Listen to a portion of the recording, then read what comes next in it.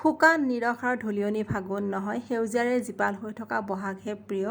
বসন্তৰ যে কিমান ৰং প্ৰেমত পৰিবলৈ। এই পথটো বাৰু আপোনালোকে চিনি পাইছেনে? যদি চিনি পাইছে এবাৰ কমেণ্ট কৰি জনাব দেই।